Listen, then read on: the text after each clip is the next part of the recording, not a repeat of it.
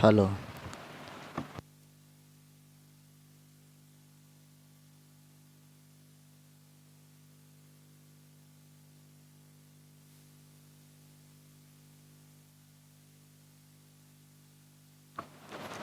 Hello hello పరిశుద్ధ గ్రంథముల నుండి దేవుని వాక్యం చదువుకుందాం.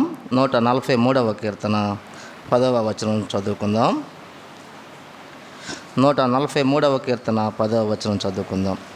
నీవే నా దేవుడవు, నీ చిత్తానుసారముగా ప్రవర్తించుటకు నాకు నేర్పుము. దయగల నీ ఆత్మ సమభూమి గల ప్రదేశమందును నడిపించునుగాక. కీర్తన గ్రంథం 40వ అధ్యాయము 8వ వచనం చదువుకుందాం. కీర్తన గ్రంథం 40వ అధ్యాయము 8వ వచనం.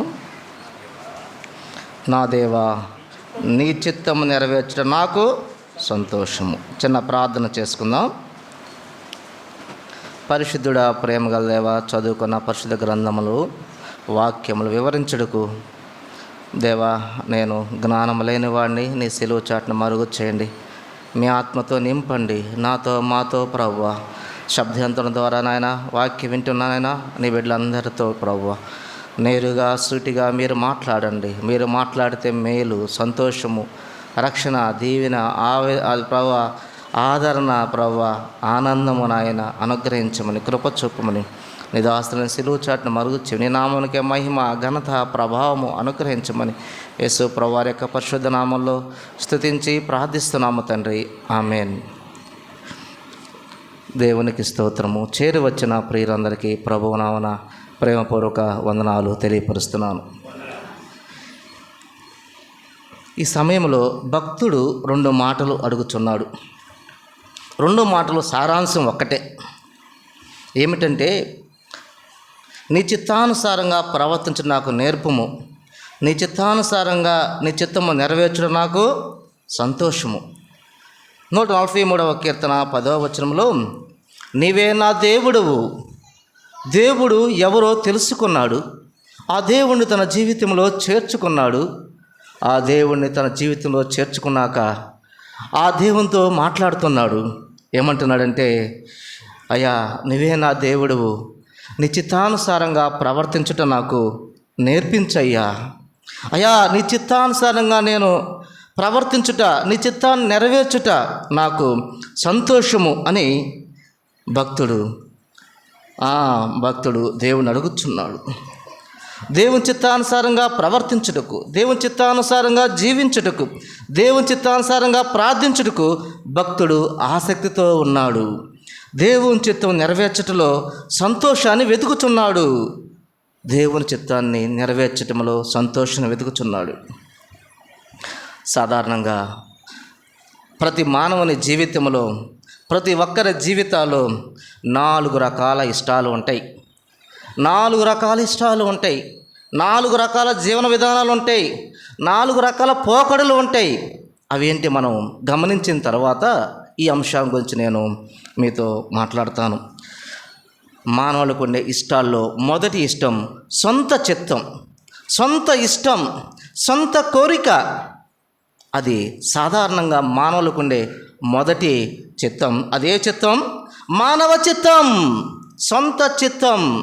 అందుకే పిల్లల నుంచి ఏమంటారంటే, నాది, నా ఇష్టం, నా కోరిక అని మాటలు మనం వినిపిస్తున్నాయి. మన జీవితంలో కూడా అని ఉంటాం. ఎఫెసీ రాసిన పత్రిక 2వ అధ్యాయం 3వ వచనంలో, నేను ఎక్కువ రెఫరెన్స్ చదవను కానీ రాసుకున్న వాళ్ళు రాసుకోండి, సమయాభావం అంటే ముందుకు వెళ్ళిపోతాను. ఎఫెసీ రాసిన పత్రిక 2వ అధ్యాయం 3వ వచనంలో రాసి పెట్టుకోండి. అక్కడ ఉంటుంది, శరీరం యొక్కయు మనసు యొక్కయు కోరికలు నెరవేర్చుకొనుచు శరీరాశలను అనుసరించి ప్రవర్తించేవారు. ఎవరు వీరు? సొంత చిత్తము కలిగిన వారు, మానవ చిత్తాన్ని అనుసరించేవారు, సొంత ఉద్దేశాలు నెరవేర్చుకునేవారు. వాళ్ళు ఎలా ఉంటారంట? శరీర యొక్క కోరికలు, మనసు యొక్క కోరికలను నెరవేర్చుకుంటూ శరీరానుసారంగా ప్రవర్తిస్తారు. వీరెవరు? సొంత చిత్తము నెరవేర్చుకునేవారు. బైబిల్లో ఉదాహరణకి ఒకరిద్దరిని జ్ఞాపకం చేస్తాను. ఒక వ్యక్తిని జ్ఞాపకం చేస్తా. ధనవంతుడు అనే ఒక వ్యక్తి ఉంటాడు. లూకాసు వార్త మనం గమనించినప్పుడు లూకాసు వార్త ధనవంతుడు ఉంటాడు. ఆయన అంటాడు ఒకసారి, ఆయన బాగా పంటలు పండినాయి, హ్యాపీగా తిన్నాడు, పడుకున్నాడు అంటున్నాడు. తన ప్రాణంతో ఇలా చెప్తున్నాడు. వాళ్ళ భార్యతోగా చెప్తుంది. తన ప్రాణంతో తన బెడ్రూమ్లోకి వెళ్ళాడు, పడుకున్నాడు, చక్కగా ఏసీ వేసుకొని ఉంటాడు, ఫ్యాన్ వేసుకొని ఉంటాడు, సంతోష పడుకుంటున్నాడు. నా ప్రాణమా, హలో నా ప్రాణమా, తినుము, త్రాగుము, సుఖించుము, అనేక సంవత్సరాలకు విస్తారం ఆస్తి నీకు సమకూర్చాను, ఇక నీ ఇష్టం, తిను, త్రాగు, సుఖించు, సంతోషించు అని తన ప్రాణంతో చెప్పుకుంటున్నాడు. ఆ రాత్రి వేళ దేవుడు అంటాడు, అరే వెర్రివాడా, ఏమంటున్నాడు? అతను అనుకుంటున్నాడు, నేను ధనవంతుణ్ణి, బలవంతుణ్ణి, నాకు తరతరాలు తినుటకు, సంతోషించుటకు, సమాధానంగా ఆనందంగా ఉన్నటకు ఆస్తి సమకూర్చుకున్నానని అని అనుకుంటుంటే దేవుడు అంటున్నాడు, వెర్రివాడా, ఈ రాత్రి నువ్వు అవుట్, నీ ప్రాణం తీసుకుంటున్నా, ఈ రాత్రి నువ్వు అవుట్, నీ ప్రాణం తీసేసుకుంటున్నా అని చెప్పాడు. చెప్పాడు లేదో ఇతను అడిగాడు, ఇంకా చెప్పే సమాధానంలోపే వెళ్ళిపోయాడు. తెల్లారి భార్య వచ్చింది, ఏమండి బెడ్ కాఫీ తెచ్చాను, గుమగుమలాడే బెడ్ కాఫీ, అరకు కాఫీ తెచ్చాను అందేమో, ఇంకే కాఫీ ఉందో మరి తెలియదు, కానీ కేకేస్తుంది, పిలుస్తుంది, పలుకు లేదు. పలుకు రాత్రే పోయింది.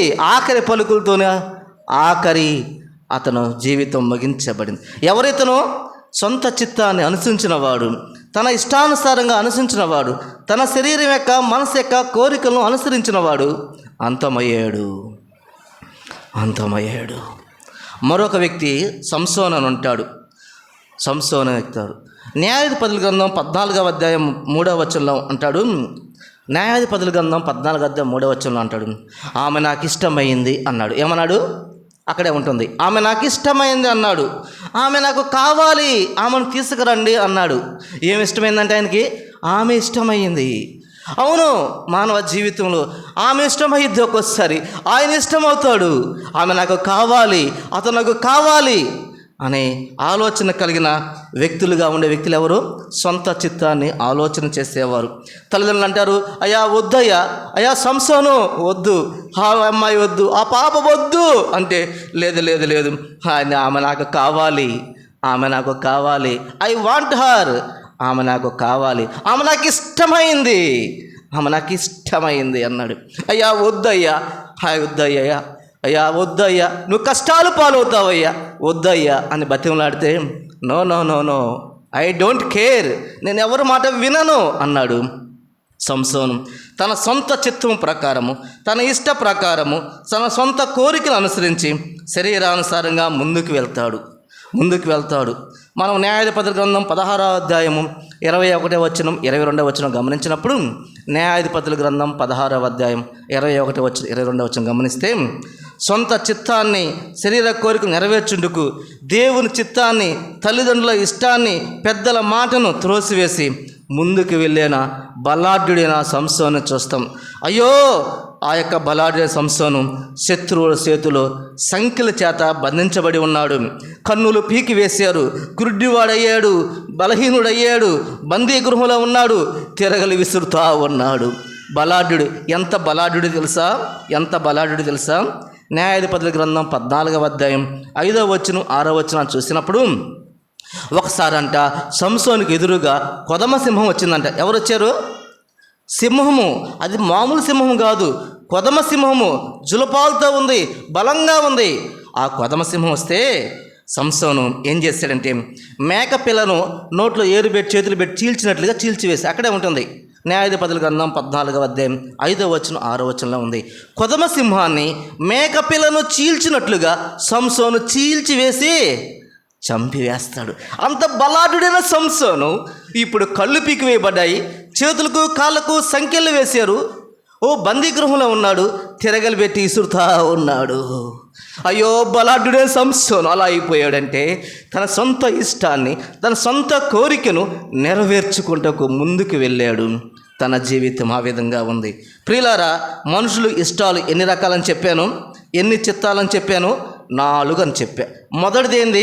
సొంత చిత్తము, సొంత ఇష్టము, సొంత కోరికల ప్రకారము, శరీరానుసారంగా, మనసు ప్రకారము, కంటికి నచ్చింది, చెవికి వినపడింది, నాకు ఇష్టము, ఆమె నాకు ఇష్టము అన్నాడు.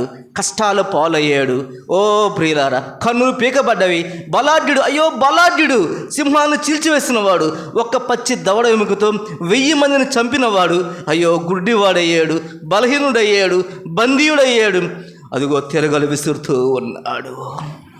ఇది సొంత చిత్త ప్రకారము, నీ ఇష్ట ప్రకారము, నీ శరీరం ప్రకారం, నీ కోరిక ప్రకారం వెళితే ధనవంతుల పరిస్థితి తెలుసుకున్నారు, బలాఢ్యుని సంసోని పరిస్థితి తెలుసుకు. ఇక నీ ఇష్టం అని దేవుడు వాక్యము నిన్ను హెచ్చరిస్తూ ఉంది. రెండోది అన్యుల చిత్తం. మొదటిదేమో సొంత చిత్తం, రెండోది అన్యుల చిత్తం అనగా ఇతరుల ఇష్టం. ఏమరా ఎందుకు పోయావంటే, నా ఫ్రెండ్ రమ్మంటే వెళ్ళాను. అమ్మ ఎందుకు వెళ్ళావమ్మా నువ్వు అక్కడికి అంటే, మమ్మీ మా ఫ్రెండ్ రమ్మంటే వెళ్ళాను. అవును, ఇతరుల ఇష్టము కొరకు, బంధువుల ఇష్టము కొరకు, స్నేహితుల ఇష్టం కొరకు, తోటి ఉద్యోగుల ఇష్టము కొరకు, ఓ ఇరుగు పొరుగు వారి ఇష్టము కొరకు, ఇతరుల ఇష్టము కొరకు వెళ్ళేదాన్ని అన్యుల చిత్తం అంటారు. అన్యుల చిత్తం అంటారు. ప్రియులారా, పేతురు రాసిన మొదటి పత్రిక 4వ అధ్యాయము 3వ వచనంలో రాసి పెట్టుకోండి, నేను చదువుతున్నా. మనము పోకిరి చేష్టలు, దురాశలు, మద్యపానము, అల్లరితో కూడిన ఆటపాటలు, త్రాగుబోతుల విందులు, చెయ్యదగని విగ్రహ పూజలు మొదలైన వాటి యందు నడుచుకొనుచు అన్ని జనుల ఇష్టము నెరవేర్చుటకు గతించిన కాలమే చాలు. ఎవరిష్టం నెరవేరుస్తున్నామంట? అన్ని జనుల ఇష్టము. ఓ బంధువుల ఇష్టము, వారి ఇష్టము, వీరి ఇష్టము, వాళ్ళు సంతోషపరచాలి, వీరిని సంతోషపరచాలి. అరే ఎందుకు త్రాగేవారు అంటే, నేను తాగేవాడిని కాదు, కానీ మా ఫ్రెండ్స్ కొంచెం ఫోర్స్ చేశారు, వాళ్ళు రిక్వెస్ట్ చేశారు, వాళ్ళని సంతోషపరుద్దామని. అవును ప్రియులారా, వారిని సంతోషపరుద్దామని, వీరిని సంతోషపరుద్దామని, వారి ఇష్టం నెరవేరుద్దామని, వీరి ఇష్టం నెరవేరుద్దామని ఆ విధముగా ఉంటే అది అన్యుల చిత్తము. ప్రియులారా, స్నేహితుల కొరకు, బంధువుల కొరకు, కుటుంబ సభ్యుల ఇష్టాల కొరకు, వారి కోరిక నెరవేర్చట్లో బిజీగా ఉన్నావా? బంధువులు కదండి, ఎట్లా పోగొట్టుకుంటాం? ఒకసారి నేను బస్సులో ప్రయాణం చేస్తున్నప్పుడు ఒక సహోదరిని చూశాను. ఆ సహోదరి తలకి ముఖాన బొట్టు ఉంది, అవన్నీ పూసుకొని ఉంది, అవన్నీ ఆచారంగా ఉంది. నేను చూశాను, ఈ అక్క ఫలానా సహోదరి కదా, ఆ సంఘస్థురాలు కదా, విశ్వాసి కదా, ఆరాధన చేసేది కదా, అవునా కాదా, అవునా కాదని దగ్గరికి వెళ్ళి చూసా. మళ్ళా చూస్తే ఏమనుకునిద్దని అయినా మరలా చూసా, ఆమె. తర్వాత ఏందక్క బాగుండావంటే, అయ్యయ్య వందనాలు అక్క, ఎక్కడికి వెళ్ళి వస్తున్నారు అక్క అంటే, మా వాళ్ళు వాళ్ళ ఊర్లో ఏదో ఒక పండుగ జరిగిందని వారి సంతోషం కోసం వెళ్ళి వస్తున్నానయ్యా అంది. నాకు చాలా బాధేసింది. ప్రియులారా, ఓ ఆత్మీయంగా ఆ విధంగా నువ్వు బిజీగా ఉంటే, నాకు ఉదయాన్నే ఫోన్ వచ్చింది, ఒక ఫోను. ఇంకా నిద్ర లేవలేదు నేను. ఒక సమాచారం ఇచ్చారు, అట్నుంచి అంటున్నారు, మీకు సమాచారం మాత్రం ఇస్తున్నాము అన్నారు.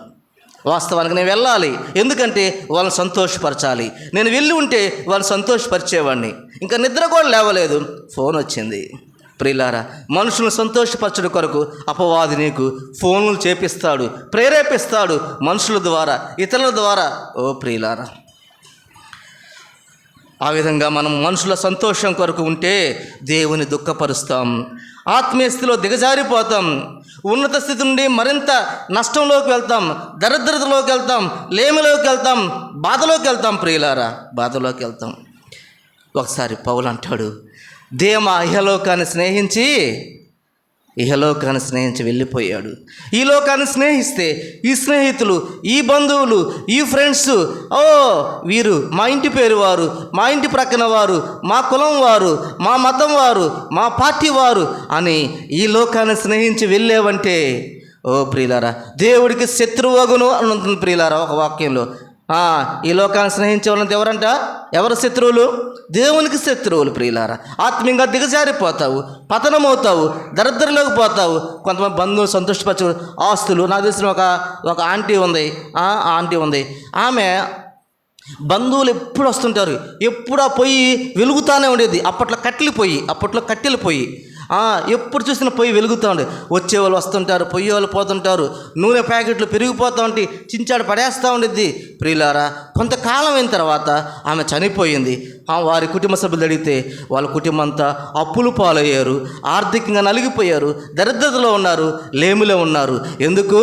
వారిని సంతోషపరిచింది బంధువులను. వండి ఆరబెట్టి ఖర్చు పెట్టి చేసింది మొత్తం పోతుంది. గవర్నమెంట్ ఎంప్లాయీ వాళ్ళ భర్త మొత్తం ఆరిపోయారు. ఆత్మీయంగా దిగజారిపోయింది, ఆర్థికంగా దిగజారిపోయింది, కుటుంబం పతనమైపోయింది, దేవునికి విరోధమయ్యారు. ప్రియులారా, దేవుని చిత్తాన్ని కాకుండా సొంత చిత్తాన్ని నెరవేర్చిన, అన్యుల చిత్తాన్ని నెరవేర్చిన వారు ఈ లోకాన్ని స్నేహించేవారుగా ఉంటారు. ఎంత ప్రయారిటిస్తారంటే ఆదివారం వదిలేస్తారు, ఆరాధన వదిలేస్తారు. మా బంధువులింట్లో ఫంక్షన్ అండి కాబట్టి బంధువులకు ఇచ్చిన ప్రాధాన్యత దేవునికి ఇవ్వని పరిస్థితులు ఉన్నారేమో, బిజీగా ఉన్నావేమో, అన్యుల చిత్తము ఇతరుల ఇష్టము నెరవేర్చేవారు ఉన్నారేమో. ఆలోచన చేద్దాం. ఈ బంధువులు, ఈ స్నేహితులు, ఈ కులము, ఈ మతము, ఈ ప్రాంతము, ఈ వ్యక్తులు ఈ లోకంతోనే ముగించిపోతారు, కొంతకాలానికి ఆగిపోతారు. దీపం నూనె ఉన్నంత వరకే దీపం వెలిగించినట్లుగా నీ కాడ ధనము ఉన్నంత వరకు నీతో వస్తారు, నిన్ను పలకరిస్తారు, నిన్ను పరామర్శిస్తారు. నీ కాడ ఏమి లేనప్పుడు నిన్నెవ్వరు కన్నెత్తి కూడా చూడరు. ప్రియులారా, మొట్టమొదటిగా సొంత చిత్తము, రెండోది అన్యుల చిత్తము, ఇతరుల ఇష్టము, మూడోది సాతాను చిత్తము. ప్రియులారా, తిమోతి రాసిన 2వ పత్రిక 2:26 వచనంలో మనం రాసి పెట్టుకోండి. 2 తిమోతి 2:26లో సాతాను ఇష్టము చొప్పున జీవించేవారు ఉన్నారు అని అక్కడ ప్రస్తావన ఉంది. సాతాను ఇష్టం ప్రకారం జీవించేవారు ఆత్మ సంబంధమైన ఆధిక్యతలను కోల్పోతారు, ఆత్మీయంగా దిగజారిపోతారు, దేవునికి ఆత్మీయంగా దూరం అవుతారు, వ్యక్తిగత జీవితం మీద విరక్తి చెందుతారు. ఎవరికన్నా వ్యక్తిగత జీవితం విరక్తి చెందిందన్నారా? వారు సాతాను యొక్క నడకలో ఉన్నారు, సాతాను యొక్క ప్రేరేపణలో ఉన్నారు అనే విషయాన్ని జ్ఞాపకం చేయబడుతుంది. ప్రియులారా, జ్ఞాపకం చేయబడుతుంది. నాకు జీవితం మీద విరక్తి పుట్టిందంటే అది సాతాను కలిగించే ఆలోచనలు. ఎవరికి ఆశీర్వాదకరంగా ఉండరు వారు సాతాను చిత్తానుసారంగా ఉంటారు. ఎవరికి ప్రయోజనకరంగా ఉండలేరు వారు శాపగ్రస్తమైన జీవితాన్ని పొందుకొని ఉంటారు. అందుకు ఉదాహరణ ఇస్కరియోతు యూదా జీవితం. ప్రియులారా, ఇస్కరియోతు యూదా జీవితము మత్తయి సువార్త 27వ అధ్యాయము 4వ వచనం 5వ వచనం గమనించినప్పుడు, మత్తయి సువార్త 27వ అధ్యాయం 4-5వ వచనం, దేవునితో నడుస్తూ సాతానుతో సహవాసం చేస్తూ సాతాను ఇష్ట ప్రకారంగా జీవించిన ఇస్కరియోతు యూదా సాతానుకి ఇష్ట ప్రకారం ఏం చేశాడు? ఉరి పెట్టుకొని చనిపోయాడు. యేసు ప్రభుతో నడుస్తున్నాడు, యేసు ప్రభుతో కలిసి ఉన్నాడు, కానీ అతని మనస్సు, అతని యొక్క ఆలోచన, అతని హృదయము ఎక్కడుంది? సాతానుతో సహవాసంలో ఉంది. ఈరోజు అనేక మంది ప్రార్థనకు వస్తున్నారు, వారు వాక్యం వింటున్నారు, ప్రియులారా, అనేకమైన దైవిక కార్యక్రమాల్లో పాల్గొంటున్నారు, కానీ వారి మనస్సు ఇస్కరియోతు యూదా వలె సాతాను సహవాసంలో ఉన్నది. వారు అంతా ఎవరంటే సాతాను చిత్తానుసారులు. ఎవరు? సాతాను చిత్తానుసారు.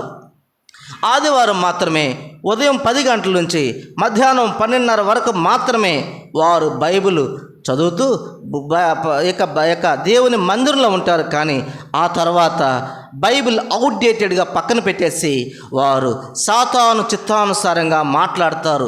వారి పెదవులు, వారి కళ్ళు, వారి శరీరము, వారి మనస్సు, వారి యొక్క ప్రవర్తన సాతాను చిత్తానుసారంగా ఉంటుంది. వారెవరు? సాతాను చిత్తాన్ని నెరవేర్చేవారు. అలాంటి మనసున్న వ్యక్తి ఎవరు? ఉదాహరణకు ఇస్కరియోతు యూదా. అతని అంతం ఏమైంది? ఉరి పెట్టుకొని చనిపోయాడు.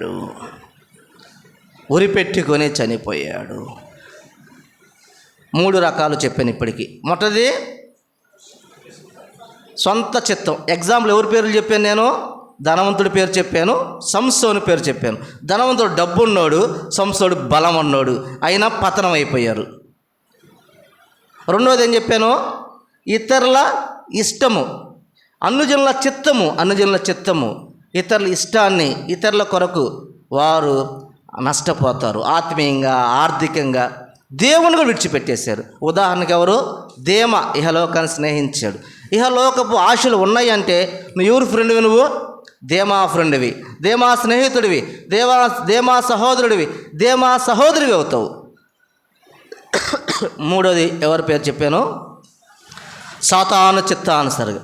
దేవుడు ప్రార్థనకు వస్తారు, కొంతమంది ప్రార్థనకు రారు, కానీ వారు సాతాను చిత్తానుసారంగా ఉంటారు. ఇంట్లో సాతాను సంబంధమైన దేవునికి విరోధముగా వారి మాటలు, ఆలోచనలు, తలంపులు, ఓ ప్రియులారా, వారు సాతాను చిత్తానుసారంగా ఉంటారు. ఆ సాతాను చిత్తానుసారంగా ఉన్న వ్యక్తికి ఒక వ్యక్తి ఉదాహరణ చెప్పా. ఎవరా వ్యక్తి? ఇస్కరియోతు యూదా. ఈ 3 జాబితాల్లో మన పేరు ఉందో లేదో ఒకసారి ఎవరికి వారు పరిశీలన చేసుకోవాలి, తమ్ము తాము పరీక్షించుకోవాలని దేవుని వాక్యం సెలవిస్తూ ఉంది ప్రియులారా. నాలుగోది దేవుని చిత్తం. దేవుని చిత్తం. ఇది మన అంశం ప్రియులారా, మన అంశము. దేవుని ఎరగని వారు, దేవుని ఎరిగి నులివెచ్చని జీవితం ఉండేవారు ఆ ముందు ఉన్న 3 అంశాలు ఉన్న ఏ చిత్తం? సొంత చిత్తం. నా ఇష్టం, నాకు ఇష్టము, ఆమె నాకు ఇష్టమైంది, ఆయన నాకు ఇష్టమయ్యాడు. ప్రియులారా, అది సొంత చిత్తం, అది శరీరానుసారం. రెండవది అన్యుల చిత్తం, మూడవది సాతాను చిత్తం. ఆ 3 చిక్కుల్లో చిక్కుకోవద్దని ప్రేమతో ప్రభుపేట మనవి చేస్తూ దేవుని చిత్తం ఏమిటో మనం చూద్దాం. 4వ అంశంగా దేవుని చిత్తము. దేవుని చిత్తం అంటే ఏంది? దేవుని చిత్తం అంటే అర్థం ఏంది అంటే దేవుని ఇష్టము అని. దేవుని చిత్తం అంటే దేవుని ఇష్టము అని. దేవుని చిత్తం అంటే దేవుని కోరిక అని. దేవుని చిత్తం అంటే దేవుని ఉద్దేశము అని. దేవుని ఉద్దేశము అని. దేవుని చిత్తం అంటే దేవుని సంకల్పము అని. దేవుని చిత్తం అంటే దేవునికి ఆనందమైనది అనే అర్థాల్లో మనం బైబిల్ గ్రంథంలో రాయబడి ప్రియులారా, రాయబడి ఉంది. మనం ఇప్పటిదాకా విన్నాం. మనుషుల సొంత కోరికల ప్రకారము, ఇతరుల అంటే అనుజనుల కోరికల ప్రకారము, సాతాను కోరిక ప్రకారము ముందుకు వెళ్తే ఏమవుతారు? మునిగిపోతారు. కష్టాలు కొని తెచ్చుకుంటారు, కన్నీళ్ళు కొని తెచ్చుకుంటారు. ఓ ప్రియులారా, శారీరకంగా, మానసికంగా, ఆత్మీయంగా దిగజారిపోతారు, దిగులు పడుతూ ఉంటారు. జీవితం శూన్యమయ్యిద్ది. దేవుని బిడ్డలైన మనము, విశ్వాసులైన మనము దేవుని చిత్త ప్రకారము, దేవుని ఇష్ట ప్రకారము, దేవుని సంకల్పం ప్రకారము, దేవుని ఆనందం ప్రకారము మనము జీవించుట మనకి మేలు. దేవునికి మహిమ. దేవుని కోరిక నెరవేరిస్తే, దేవుని చిత్తాన్ని నెరవేరిస్తే భక్తులు అంటాడు, నాకు సంతోషము. దేవాన్ని చిత్తం నెరవేర్చడం నాకు సంతోషము. దేవాన్ని నీ చిత్తానుసారంగా ప్రవర్తించుటకు నాకు నేర్పుము. నేను నేర్చుకొని సిద్ధంగా ఉన్నాను, నాకు నేర్పుము అని ఎవరిని అడుగుతున్నాడు? దేవుణ్ణి అడుగుతున్నాడు ప్రియులారా. ఈ మధ్యాహ్నం వేళ మనం అడుగుదామా? దేవాని చిత్తానుసారంగా నడుచుకుంటుకు, ప్రవర్తించుటకు, మాట్లాడుటకు, జీవించుటకు నాకు నేర్పము. నీ చిత్తము నెరవేర్చడం నాకు సంతోషము అని భక్తుల్లాగా మనం చెప్పగలమా? చెబుదాం ప్రియులారా. అది మేలు మనకి, మన కుటుంబాలకు, మన జీవితాలకు మేలు. అది దేవుని చిత్తం ఎలా తెలుస్తుంది? ప్రశ్న స్టార్ట్ అయ్యింది. How to know God's will? దేవుని చిత్తం ఎలా తెలుస్తుంది? ఇది చాలామందికి ఉన్న ప్రశ్న. దేవుని చిత్తం ఎలా తెలుస్తుంది? కొంతమంది దేవుని చిత్తం తెలుసుకోవడం కొరకు వివిధమైన వ్యక్తుల కారికి, భక్తుల కారికి, సేవకుల దగ్గరికి, సేవకురాల దగ్గరికి వెళ్తారు. వాళ్ళ చేతి మీద వాళ్ళ తల మీద చెయ్యి వేసి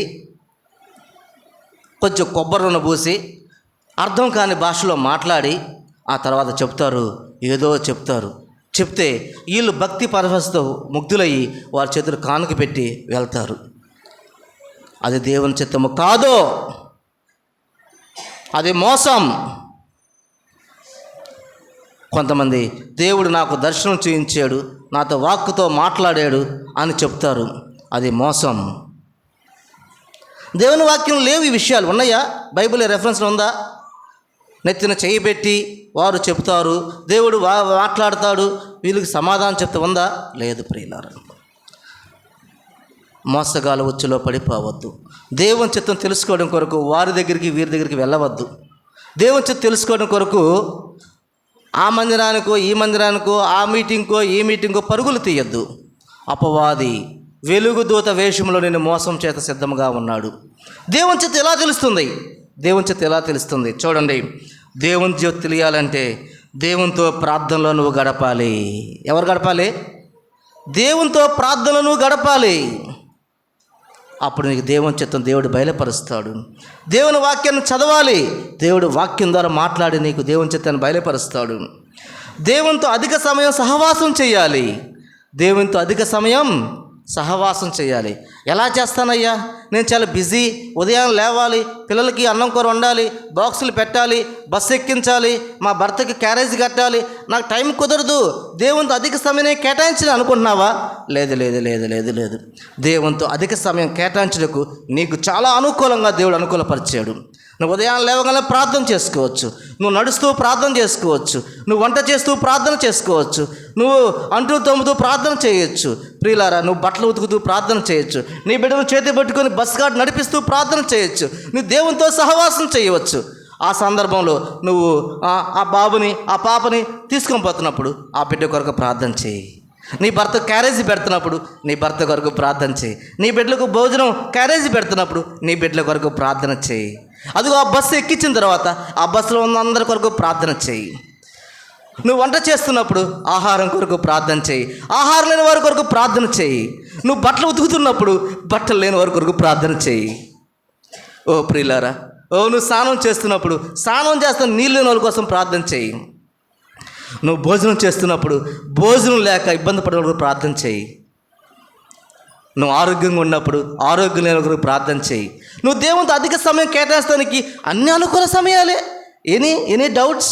నువ్వు బండి మీద వెళ్తున్నప్పుడు కూడా ప్రార్థన చేయి. హెల్మెట్ పెట్టుకొని కూడా ప్రార్థన చేయొచ్చు. నువ్వు ఆఫీసులో కూర్చొని రాసుకున్నప్పుడు ప్రార్థన చేయవచ్చు. నువ్వు పడుకున్నప్పుడు ప్రార్థన చేయొచ్చు. నువ్వు పడుకొని కళ్ళు మూసుకుని కూడా ప్రార్థన చేస్తూ నిద్రపోవచ్చు. ప్రార్థన చేస్తూ నిద్రపోవచ్చు. నువ్వు నిద్ర లేవగానే ప్రార్థన చేసుకోవచ్చు. నువ్వు దేవునితో అధిక సమయం కేటాయించు, నీకు దేవుని చిత్తం తెలుస్తుంది. ప్రియులారా, దేవుని చిత్తం ఎలా తెలుస్తుంది?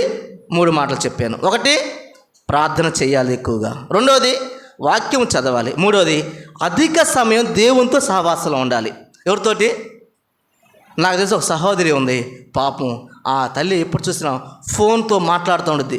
ఆ ఫోన్కి మాటలు వచ్చి ఉంటే ఆమె ముఖం పగలగొట్టి ఫోన్ వెళ్ళిపోయేది. ఆ ఫోన్ పగిలిపోయే విధంగా మాట్లాడుతుంది. నాన్ స్టాప్ బస్సులు, single stop, double stop, non stop బస్సులు 3 రకాలు ఉంటాయి. ప్రియులారా, నాన్ స్టాప్ ఫోన్ పగిలిపోయింది.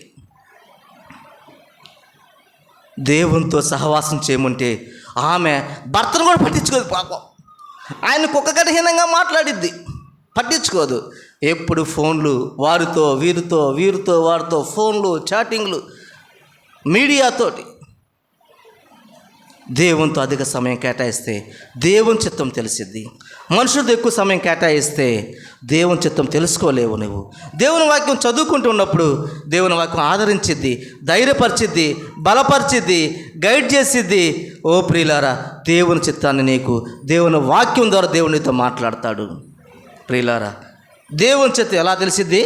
ప్రార్థన ద్వారా, వాక్యం ద్వారా. 3, దేవునితో అధిక సమయము సహవాసం ద్వారా. సహవాసం ద్వారా దేవుని చిత్తం ఎలా ఉంటుంది? ఇందాక క్వశ్చన్ ఏంది?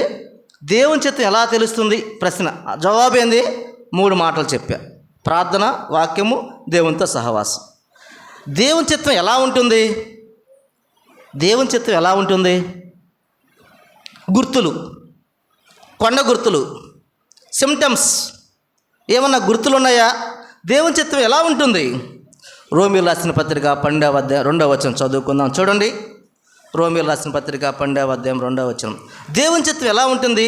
అందుకు గుర్తులు ఎలా ఉంటాయి? అందుకు సిమ్టమ్స్ ఏమిటి? అందుకు లక్షణాలు ఏమిటి?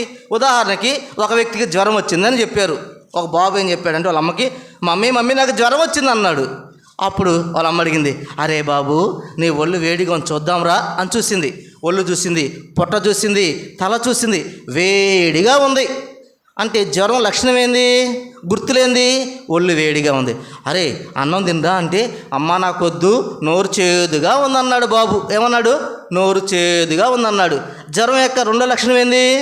నోరు చేదుగా ఉంది.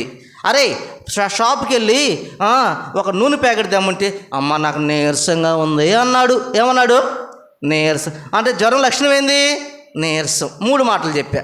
ఒకటేమో ఒళ్ళు వేడిగా ఉంది, నోరు చేదుగా ఉంది, మూడోది నీరసం. అప్పుడు హాస్పిటల్కి వెళ్దామని నిర్ణయించుకున్నారు వాళ్ళు.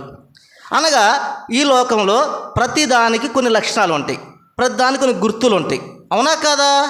అవును.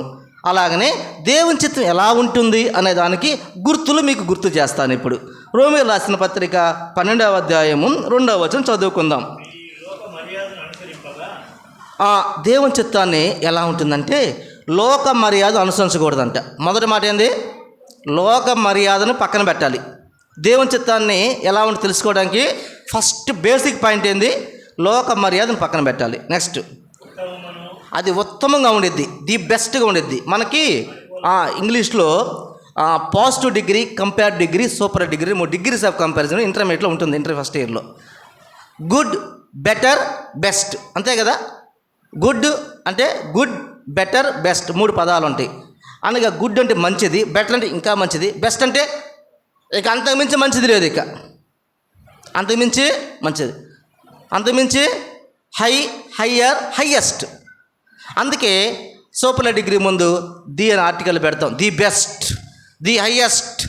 ప్రియులారా, ఇక దానికి మించి మంచిది, దానికన్నా ఉన్నతమైంది ఇక లేదు ఈ ప్రపంచంలో, ఈ విశ్వంలో. ది బెస్ట్, ఉత్తమం అంటే ఏంటంటే ది బెస్ట్. నువ్వు తీసుకున్న నిర్ణయము, నువ్వు చేసే ఆలోచన, నువ్వు ఒకసారి పేపర్ మీద రాసుకొని ఇది సరైనదా కాదా అంటే నీకే అర్థమైంది సరైందే అని, ఇది సరైనది కాదు అని. ఒక నీ భార్య చూపించావనుకో, ఆమె కూడా ఏమనాలి? సరైందే అనాలి. మీ అమ్మ చూపించావనుకో ఏమనాలి? సరైందే అనాలి. అర్థమైందా? వాక్యం వెలుగులో చూసావనుకో సరైందే, ఉత్తమంగా ఉంటుంది. దేవుని చిత్తం ఎలా ఉంటుంది? ఇందా చెప్పానే, జ్వరం వస్తే మొదటి లక్షణం ఏంది? ఒళ్ళు వేడిగా ఉంటుంది అన్నా కదా. దేవుని చిత్తం ఉత్తమంగా ఉంటుంది, ది బెస్ట్గా ఉంటుంది, ది బెస్ట్గా ఉంటుంది. ఎవరు విమర్శించరు, ఇంకా ఎవరు కాదనరు. ఇంకా దేవుడు కూడా ఓకే గుడ్, మంచిది, కరెక్టే అని చెప్పాలి. దేవుడు కూడా చెప్తాడు. దేవుని చిత్తం ఎలా ఉంటుంది? ఉత్తమంగా ఉంటుంది. రెండవది అనుకూలంగా ఉంటుంది. ఎన్ని ప్రతికూల పరిస్థితులు ఉన్నా దేవుడు అనుకూలపరుస్తాడు, అది దేవుని చిత్తం. ప్రియుల అనుకూలంగా ఉంటుంది. మూడోది సంపూర్ణంగా ఉంటుంది, సగం సగం ఉండదు. ఒక ఆమంట భర్త ఫోన్ చేసి నాకు భలే ఆకలి అవుతుంది, కోడిగుడ్లు కూర చేయన్నాడంట. ఏం కర్రీ? ఎగ్ కర్రీ చేయమనంట. ఏ కూర? కోడిగుడ్లు కూర చేయమంటే పాప మా గుడ్లు పొయ్యి మీద వేసి ఉడకబెడుతుంది. ఉడకబెడితే మళ్ళీ ఫోన్ చేశాడు, నువ్వు దగ్గరికి వచ్చేసాను అంటున్నాడు. నా దగ్గరికి వచ్చేస్తున్నాను ఇంటికి, త్వరగా చెయ్యి, బాగా చాలా ఆకలి అవుతుంది అన్నాడు. అప్పుడు ఏం చేసిందంటే ఆ సగం ఉడికిన గుడ్లు తీసి గబగబా వేసి ఆ టమాటో కోసి కూర చేసేసింది. ఏం చేసింది? గుడ్లు ఎట్లా ఉడికినాయి? సగం. పాపం ఆయన ఆకలి తిందాం గుడ్డు ఉప్పు చూస్తే ఆకలి చచ్చిపోయింది. ఏమైంది? ఆకలి చచ్చిపోయింది. ఉడికిన గుడ్లు, పగిలిన గుడ్లు ఉడకల. అర్ధాంతరంగా ఉండదు. ఇక ఆయన తినలేక, ఆకలి చంపుకోలేక కన్నీళ్ళతోటి నీళ్లు తాగి ఉన్నాడు. ప్రియులు అర్ధాంతరంగా ఉండదు. సగం ఉడికే గుడ్డులాగా ఉండదు, సగం సగం ఉండదు, సగం సగం ఉండదు. కొందరు ఇష్టపడ్డారు, కొందరు ఇష్టపడకుండా ఉండదు. దేవుడు నీకు మీద ప్రతికూలమైన మాటలు, ప్రతికూలమైన పరిస్థితులు ఉండవు. దేవుని చిత్తము సంపూర్ణంగా ఉండిద్ది. దేవుని చిత్తం ఎలా ఉండిద్ది? సగం సగం ఉండదు, సంపూర్ణంగా ఉంటుంది, ఉత్తమంగా ఉంటుంది. నువ్వు చేసే ఆలోచన, నువ్వు చూసే నీ తలంపులు, నీ ఆలోచన, నీ నిర్ణయము, నీ మాట ఎలా ఉండాలి? ఉత్తమంగా ఉండాలి, అనుకూలంగా ఉండాలి, సంపూర్ణంగా ఉండాలి. ఇది దేని లక్షణాలు? జ్వరం లక్షణాలా? దేవుని చిత్తం యొక్క లక్షణాలు, దేవుని చిత్తం యొక్క గుర్తులు. నువ్వు వెళ్తా అన్నావు ఒక ప్రయాణానికి, నీ భర్త వద్దు అన్నాడు, అది దేవుని చిత్తమా? మీ అమ్మ వద్దు అంది, అది దేవుని చిత్తమా? సేవకులు చెబితే సేవకులు వద్దన్నారు, దేవుని చిత్తమా? ఆయన ఆమె నాకు ఇష్టమైంది అన్నాడు. ఒక ఆయన ఏమన్నాడు? ఐ లవ్ హర్, ఆమె నాకు ఇష్టమైంది, అతను నాకు ఇష్టమైంది అనగానే ఏమైంది? కళ్ళు పీకి చేతులు సంఖ్యలు వేస్తే రెగలు చేతికి ఇచ్చారు. అమ్మ నాన్న చెప్పినవాడు వినలా, దేవుడి మాట వినలా. కష్టాలు కొని తెచ్చుకున్నారు, కన్నీళ్ళు కొని తెచ్చుకున్నారు. జీవితం శూన్యమైంది. జీవితం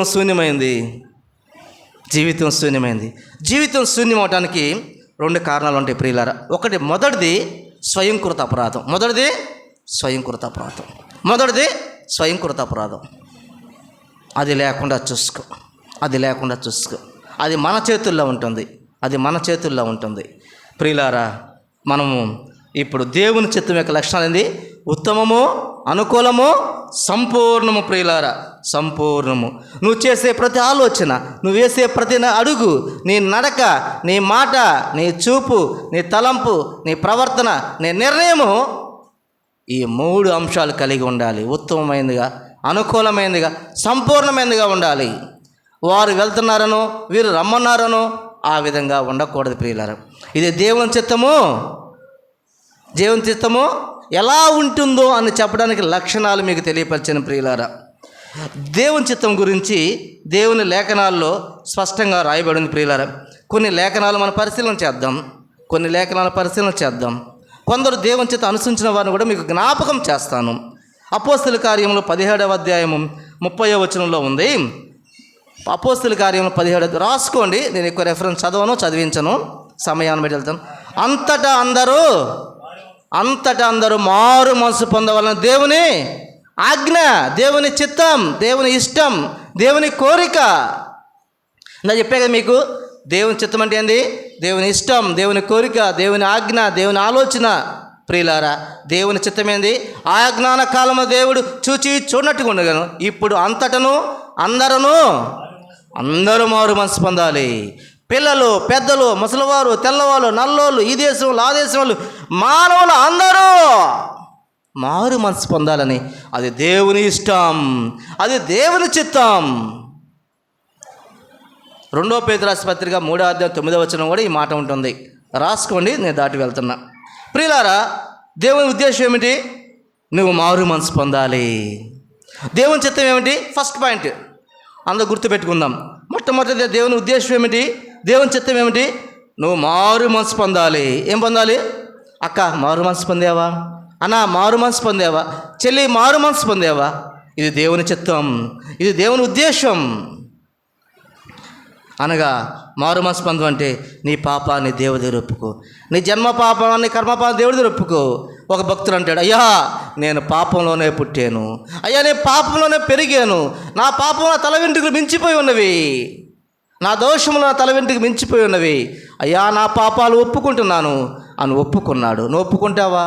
నీ జన్మ పాపాన్ని, నీ కర్మ పాపాన్ని తెలిసి తెలియక మాటల్లో, ఆలోచనలో, తలంపుల్లో, నడకలో, పడకలో, బ్రతుకులో దేవునికి విరోధముగా నడిచిన నీ యొక్క విధానాన్ని దేవుడి దగ్గర ఒప్పుకొని విడిచిపెట్టి యేసే ప్రభువని, రక్షకుడని, దేవుడని సొంత రక్షకుడిగా నీ హృదయంలో అంగీకరించట దేవుని చిత్తం. దేవుని చిత్తం ఏమిటి? మానవులందరూ మారు మనసు పొందాలని, నీవు మారు మనసు పొందాలని దేవుని చిత్తం. దేవుని చిత్తంలో ఫస్ట్ పాయింట్. రెండవది, దేవుని చిత్తంలో మొదటి మాట ఏంది? నీ మనసు మార్చుకోవాలి, నీ బ్రతుకు మార్చుకోవాలి. యేసయ్య హస్తాల్లోకి నీ యొక్క జీవితాన్ని అప్పగించాలి. ఇది దేవుని చిత్తం. దేవుని చిత్తం ఆలోచించే నీవు ఈ మొదటి అనుభవాన్ని కలిగి ఉండాలి. ఏ మొదటి అనుభవాన్ని? మారు మనసు అనుభవాన్ని కలిగి ఉండాలి. నీ జీవితానికి ప్రభువుకు అప్పగించే అనుభవాన్ని కలిగి ఉండాలి. రెండవ మాట, 1 తెస్సలోనికీయులకు రాసిన పత్రిక 4వ అధ్యాయం 3వ వచనం. 1 తెస్సలోనికీయులకు రాసిన పత్రిక 4వ అధ్యాయం 3వ వచనం. నేను దాటిపోతాను, రాసుకోండి. అక్కడ ఒక ముఖ్యమైన మాట మాత్రం జ్ఞాపకం చేస్తా. జారత్వమునకు దూరంగా ఉండుట దేవుని చిత్తము. ఏముంది అక్కడ? జారత్వానికి అనగా పాపానికి దూరంగా ఉండుట, అనగా పరస్త్రీకి దూరంగా ఉంట, అనగా పరపురుషుడికి దూరంగా ఉంట, అనగా దేవునికి విరోధమైన పాపానికి దూరంగా ఉండుట దేవుని చిత్తం.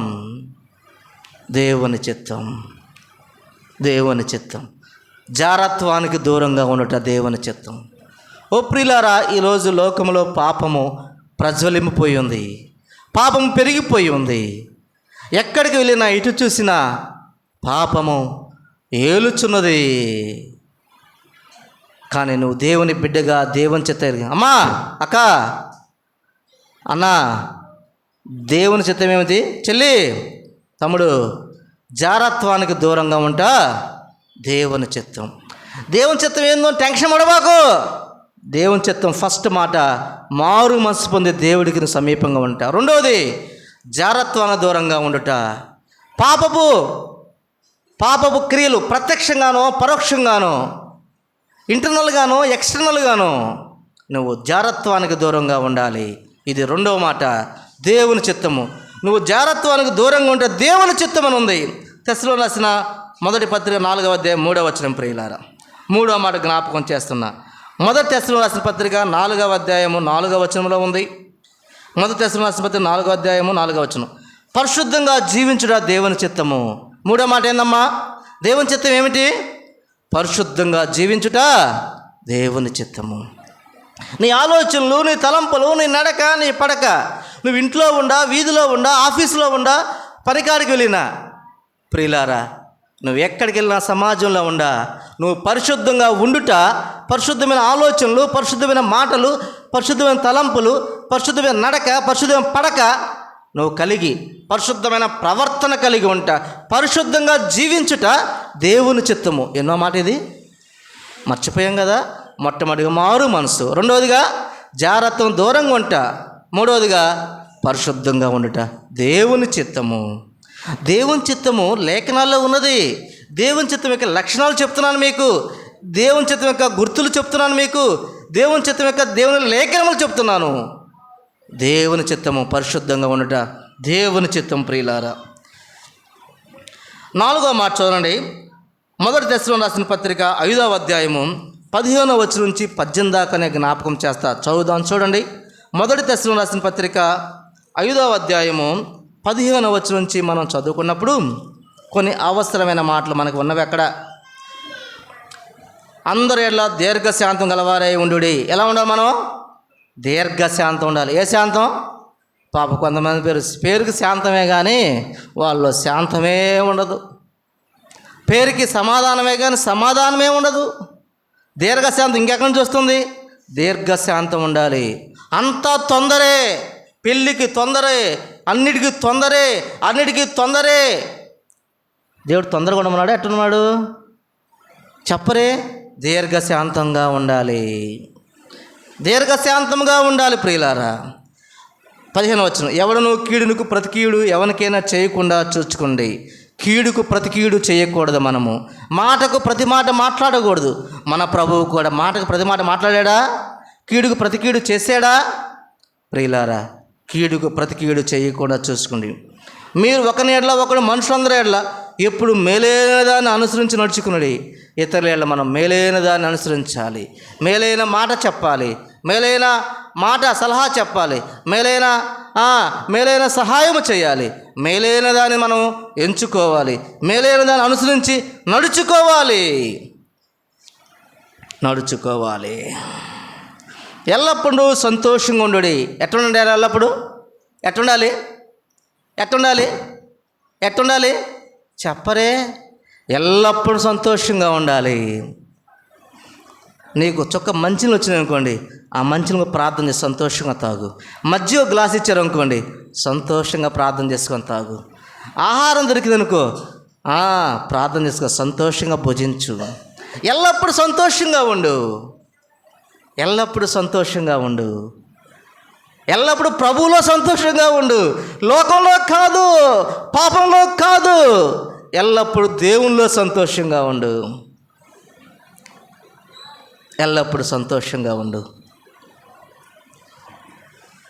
బట్టలు వేసుకుంటున్నాం అనుకో, దేవా నాకు మంచి తెల్ల చొక్కా ఇచ్చావు ప్రభా, నీకు స్తోత్రం ప్రభా అని. దేవ ఆహారం ఇచ్చి నీకు స్తోత్రం ప్రభా అని కృతజ్ఞతలు చెల్లిస్తూ సంతోషంగా ఉండు. చాలామందికి బట్టలు లేవు తెలుసా, చాలామందికి ఆహారం లేదు తెలుసా, కొంతమంది గూడు లేదు, కొంతమంది నీడ లేదు, కొంతమంది పలకరించేవారు లేరు. దేవుడు నీతో ఉన్నాడు, దేవుడు నీకు అన్నీ ఇస్తున్నాడు. ఎల్లప్పుడూ దేవునిలో సంతోషంగా ఉండు. మనము లోక విషయాలు చూస్తూ, లోకంలో ఉన్న విషయాలు చూస్తూ సంతోషించే అల్ప సంతోషలాగా ఉండవద్దు. ఎల్లప్పుడూ దేవునిలో సంతోషంగా ఉండు. ఎడతెగక ప్రార్థన చేయుడి. ఎలాగంట? ఎడతెగక అంటే కంటిన్యూస్గా ఉండాలి, కొనసాగేది ఉండాలి. అబ్బా ముసురు పట్టిందిరా వాన అంటాను చూసావా, ఆగకుండా వర్షం వస్తుంది చూసారా, అట్లనే ప్రియులారా ఎడతెగక ప్రార్థన చేయాలి. చెప్పాక మీకు, లేచినా పడుకున్నా నిద్రపోతున్నా ప్రార్థన చేస్తూ ఉండండి, ప్రయాణం చేస్తున్నా ప్రార్థన చేస్తూ ఉండండి. ప్రార్థన చేస్తూ ఉండండి. దేవుడితో సహవాసంలో ఉండండి. టీవీతో సహవాసం, సెల్ ఫోన్తో సహవాసం ప్రమాదమే, నష్టమే. ముందు దేవుని వాక్యంతో ప్రారంభిస్తాం. ఆ టీవీ ఛానల్ రిమోట్ నొక్కుతా, ఆ తర్వాత రిమోట్ అలా అలా అలా అలా వెళ్ళిపోయి చివరికి ఎక్కడ పోయిద్ది? అది ఎక్కడికి వెళ్ళకూడదు అక్కడికి వెళ్ళిపోయిద్ది. సెల్ ఫోన్ కూడా అలా అలా స్టార్ట్ చేస్తాం, దేవుని వాక్యం స్టార్ట్ అయ్యిద్ది, యూట్యూబ్ కిందకి పైకి తిరిగిద్ది, అలా అలా అలా ఎటో వెళ్ళిపోయిద్ది. కాబట్టి వాటిలన్నింటినీ ప్రక్కన పెట్టు, ఎడదాకా ప్రార్థన చేయి. ప్రార్థన చేస్తాను టీవీ అవసరం తెలుసా అక్క నీకు? చెల్లి, టీవీ అవసరం లేదు ప్రార్థన చేస్తానికి. ప్రార్థన చేస్తానికి సెల్ ఫోన్ అవసరం లేదు. ప్రార్థన చేస్తానికి వేరే మనుషులు అవసరం లేదు. ప్రార్థన చేస్తానికి ఫ్యాన్ అవసరం లేదు. ప్రార్థన చేస్తానికి ఏం అవసరం లేదు. నా కుమారుడు నీ హృదయం నాకు ఇమ్మన్నాడు, నా కుమార్తె నీ హృదయం నాకు ఇమ్మన్నాడు. ఎడతెగక ప్రార్థన చేయి. ప్రార్థన చేస్తానికి ఏం అవసరం లేదు. ఎందుకు దిగులు పడుతున్నావు? ఎల్లప్పుడూ సంతోషంగా ఉండు, ప్రభువులో సంతోషంగా ఉండు. ప్రియులారా, ప్రతి విషయమునందు కృతజ్ఞతాస్తులు చెల్లించుడి. ప్రతి విషయం ఏం చేయాలి? కృతజ్ఞతలు. నాకు తెలిసిన ఒక సహోదరి ఉంది, ఆమెకు మంచిని ఇచ్చినా కూడా ప్రార్థన చేసుకుని తాగిద్ది, మజ్జిగ ఇచ్చినా ప్రార్థన చేసుకుని తాగిద్ది, అంత అన్నం పెట్టినా ప్రార్థన చేసుకుని తాగిద్ది, అంత ఏది ఇచ్చినా ప్రార్థన చేసుకుంది. ఆ తల్లి ఇప్పుడు ప్రభు దగ్గర ఉంది, ప్రభు దగ్గర ఉంది. కృతజ్ఞతాస్తులు చెల్లించేది. ఎందుకంటే మంచినీళ్ళు లేక ఎంతోమంది ఇబ్బంది పడుతున్నారు. మనం కూడా దాహం వేసి అంత చొక్క నీళ్ళు కోసం ఎన్నిసార్లు తపన పడ్డ పరిస్థితి మన జీవితంలో ఉండే, ఆకలికి అలమడించే పరిస్థితి మన జీవితంలో ఉన్నవి. దేవుడు ఇచ్చిన దాన్ని బట్టి మనం ఏం చేయాలి? ప్రతి విషయంలో కృతజ్ఞతాస్తులు మన దేవునికి చెల్లించాలి. ఉదయం లేవగానే ప్రభువా నన్ను బ్రతికించు, నన్ను సజీవిగా ఉంచు, నా కుటుంబ సభ్యులు సజీవిగా ఉంచు, నీకు స్తోత్రాలు చెల్లిస్తున్నాను ప్రభువా. ప్రియులారా, చాలామంది రాత్రి వెళ్ళిపోయారు. నన్ను సజీవుడిగా ఉంచే స్తోత్రాలు. దేవా తండ్రి, నాకు ఆయా మంచిని ఇచ్చే స్తోత్రాలు, ఆహారం ఇచ్చే స్తోత్రాలు. దేవుడు చేసే ప్రతి మేలు విషయాన్ని జ్ఞాపకం చేసుకొని కృతజ్ఞతాస్తులు చెల్లించాలి. థ్యాంక్ఫుల్ హార్ట్ ఉండాలి మనకి. ఎవరి పట్ల? దేవుని పట్ల. ఎలాగూ చేయుట ఆ పైన చెప్పాను చూస్తే అన్ని విషయాలు ఇలాగూ చేయటం యేసుక్రీస్తునందు మీ విషయంలో దేవుని చిత్తం. ఒక డాక్టరు ఒక ఇంటర్వ్యూని విన్నాను అని అంటాడు, మనుషులంట ఆస్వాదించట్లేదంట, మంచిలు తాగటాన్ని ఆస్వాదించట్లేదంట, అన్నం తింటే ఆస్వాదించట్లేదంట. ఆస్వాదిస్తేనంట నోట్లో లాలాజల గ్రంథులు ఉత్పన్నమవుతాయి అంట. నోట్లో లాలాజల గ్రంథులు ఆ యొక్క లాలాజలని చేసి మనకి రోగ నిరోధక శక్తిని, ఆహార జీర్ణమయ్యేటువంటి రసాలను విడుదల చేస్తాయి అంట. మనం ఏం చేస్తున్నామంటే అన్నం పెట్టుకుంటాం, కన్ను ఉండదు, ఆ టీవీ కళ్ళి ఉండిద్ది, ఆ ఫోన్ కళ్ళి ఉండిద్ది, మాట్లాడుతూ ఉంటాం. ఈ అన్నాన్ని, ఈ కూరని, ఈ నీళ్ళని, ఆహారాన్ని ఆస్వాదించాం. నోట్లో లాలాజల గ్రంథులు ద్రవించక అన్నం అరక్క మళ్ళీ సిరప్ టానిక్ తీసుకుని ఆ సిరప్ తాగుతాం, జీర్ణశక్తి కొరకు టానిక్ తాగుతాం. ఇంక కొంతమంది ఇంకా వేరే ఆరోగ్య సూత్రాలు పాటిస్తూ ఉంటారు, మొత్తం అరుగుదల కొరకు. నీ అరగాలంటే నువ్వు తినే అన్నం వరకు ఆస్వాదిస్తే నోట్లో లాలాజల గ్రంథులు లాలాజలాన్ని ఉత్పన్నం చేసి సైన్స్ చెప్తుంది. కాబట్టి ప్రియులారా, మనం ఆస్వాదించాలి ఆహారాన్ని. దేవా, ఆహారం ఇచ్చిన స్తోత్రాలు ప్రభువా. ఈ కూర ఇచ్చావు, ఈ పచ్చడి ఇచ్చావు, ఈ మజ్జిగ ఇచ్చావు, ఈ మంచిని ఇచ్చావు, ఈ అన్నం ఇచ్చావు, నీకు స్తోత్రాలు ప్రభువా అని మనము ఆస్వాదిస్తూ ఆనందిస్తూ దేవునికి కృతజ్ఞతాస్తులు చెల్లిస్తూ ఆహారాన్ని మనం తీసుకోవాలి. మంచి బట్టలు ఇచ్చారనుకో, ఏం చీరలే, ఏం బట్టలే అనుకోకూడదు. ఈ బట్టలు లేని వాళ్ళు, వర్షాన్ని తడిచిపోతూ ఉండేవాళ్ళు, బట్టలు లేకుండా వాళ్ళు, 1-2 జతలతో ఉండేవాళ్ళు. మీకు ఒకసారి చెప్పాను నేను, ఒక గొప్ప వ్యక్తి, ఆయనకి 8 జతల బట్టలు అని చెప్పాను.